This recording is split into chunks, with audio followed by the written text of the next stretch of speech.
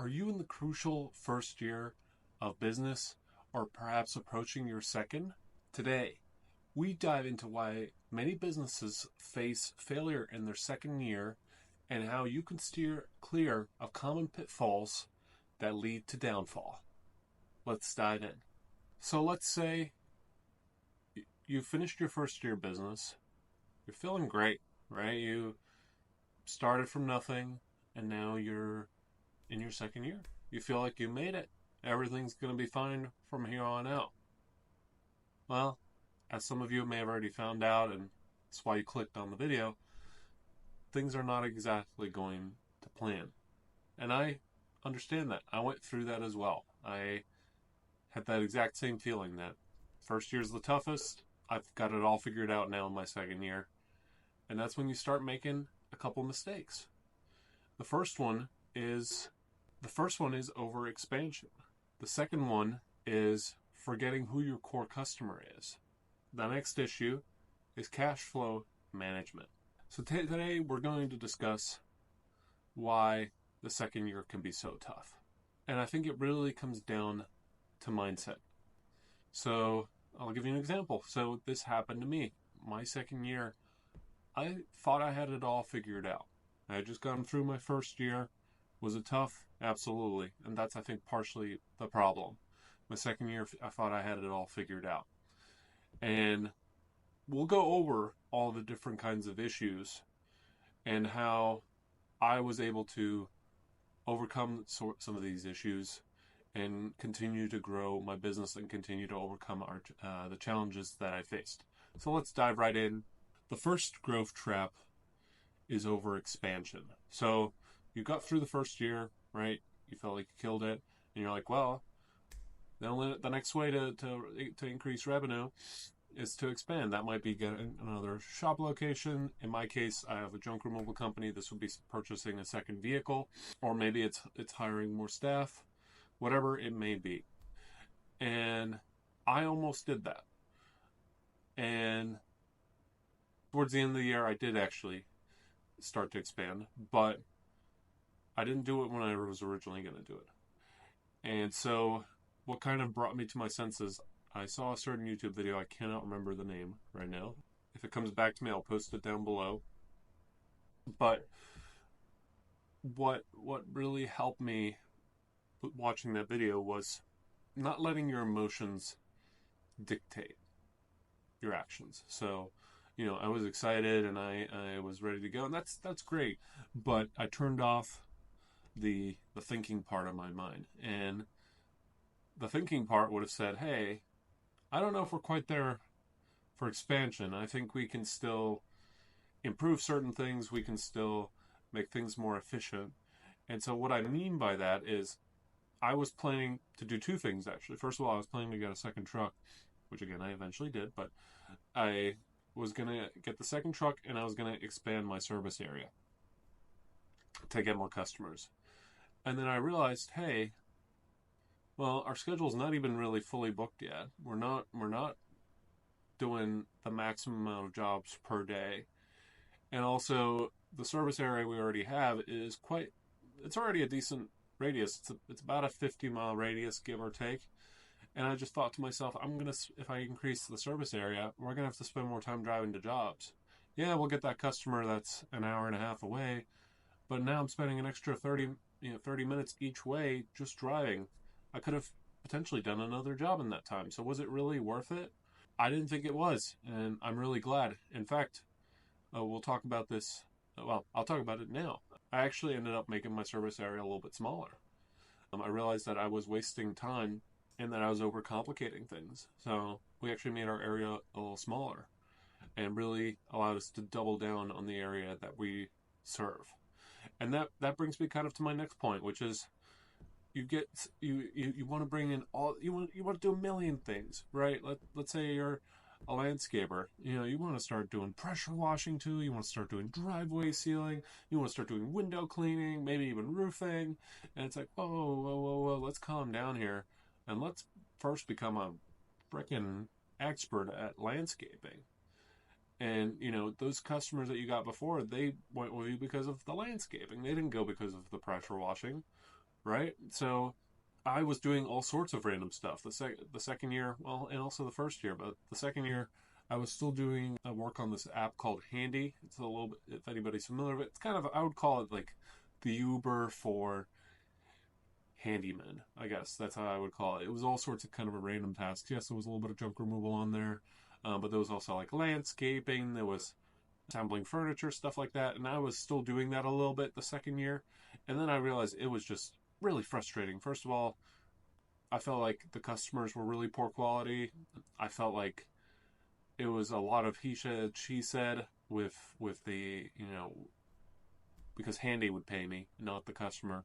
I mean, the customer would pay Handy and then Handy would disperse the funds. I don't like that kind of process. I didn't get into business to work for somebody else.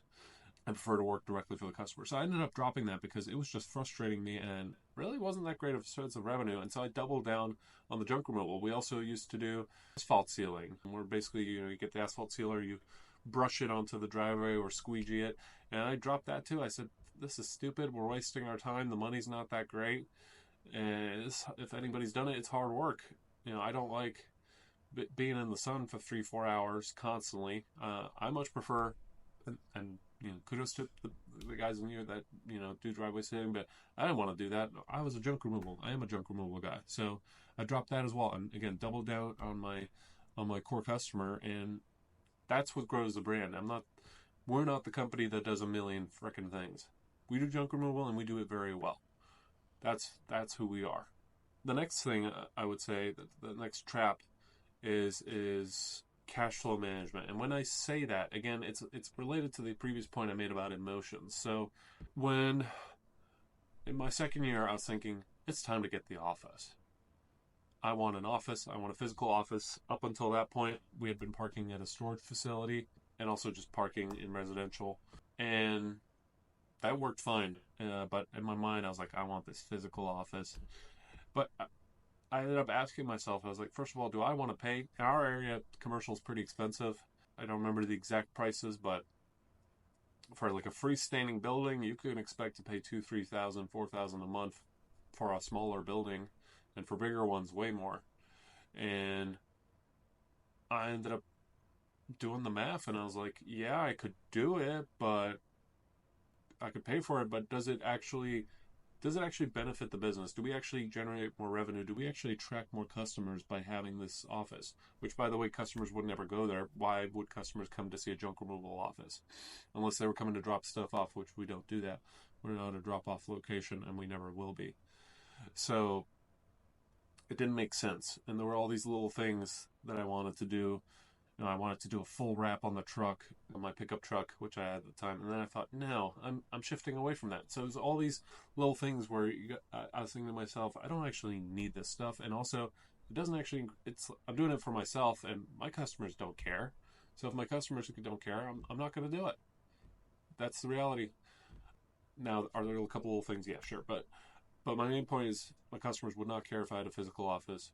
They would not care if my pickup truck was wrapped, because my customers are looking for a dump truck.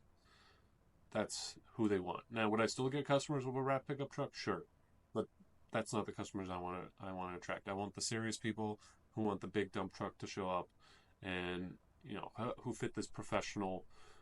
They fit the expectation. So, kind of a point that I want to make here that's, I think, relevant is a mentor taught me this. When you call, for an emergency service, like you're sick, you're calling for an ambulance, right? You expect an ambulance to show up, right? Picture the ambulance. I'm sure you guys all know what it looks like.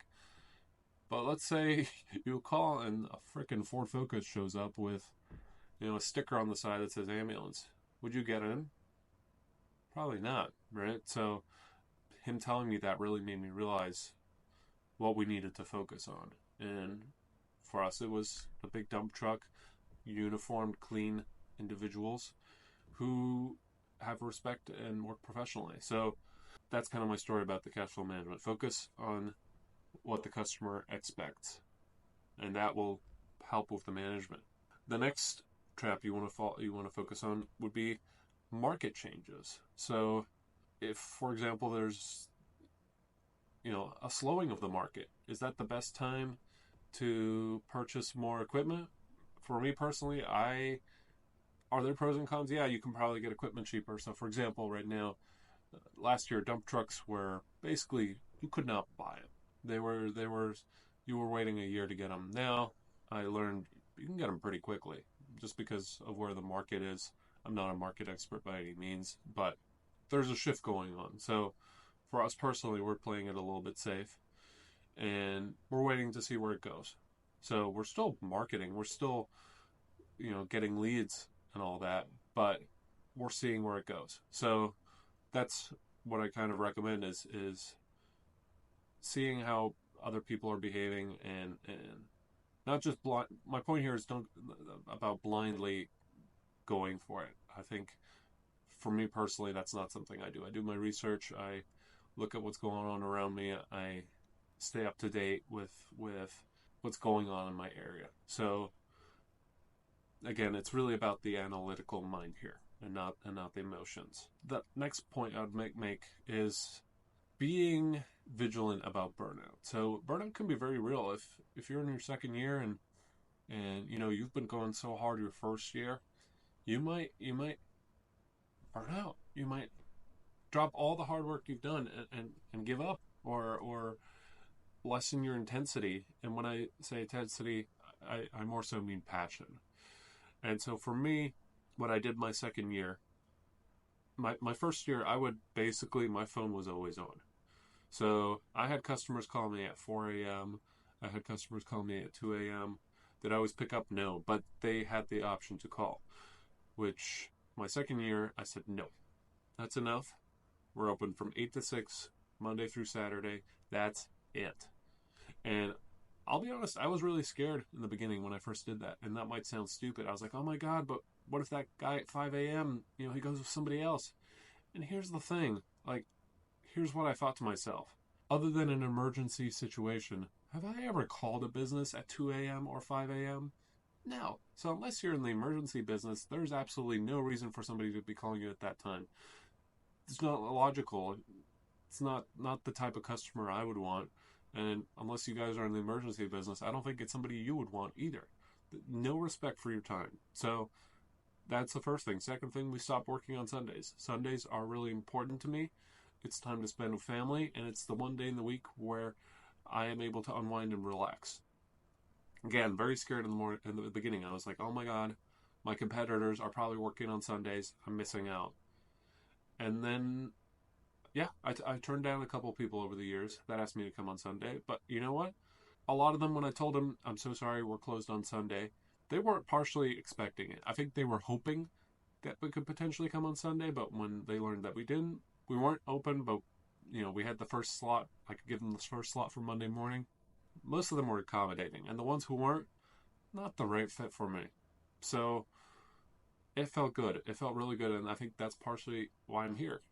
I might have been able to continue in the second year and keep the things the way they were, maybe, possibly. But I think this year I would have been pretty burnt.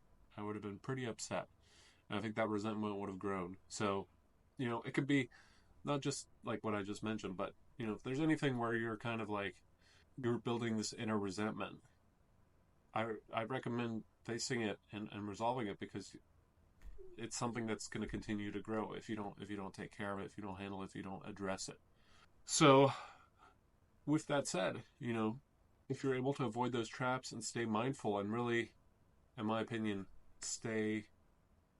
use critical thinking, think with your thinking mind and not your emotional mind, it really will help. It's helped me. And it's something that I continue to have issues with. I think my next big battle, and I should probably make a whole separate video on this, but it's convictions. So having certain strong beliefs about certain thing, and then basically not pursuing or not investigating those things. So I have certain beliefs about certain things, and they're pretty rigid, and it's not something that I want to think about, but I do recognize that maybe it is something that should be thought about and should be investigated. And yeah, I think this is a great topic, and we'll discuss that in a future video. Something I encourage you to think about. Is there something that some sort of thought that you have right now that you're very rigid about, but if you think about it for a second, is that really the right thing?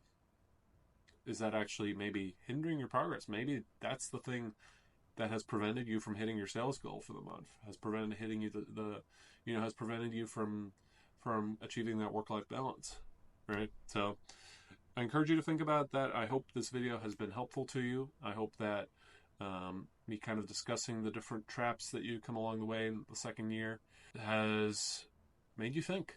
That's really what I hope has occurred. So if there's any questions, any insights, post them down below. I'd love to read them.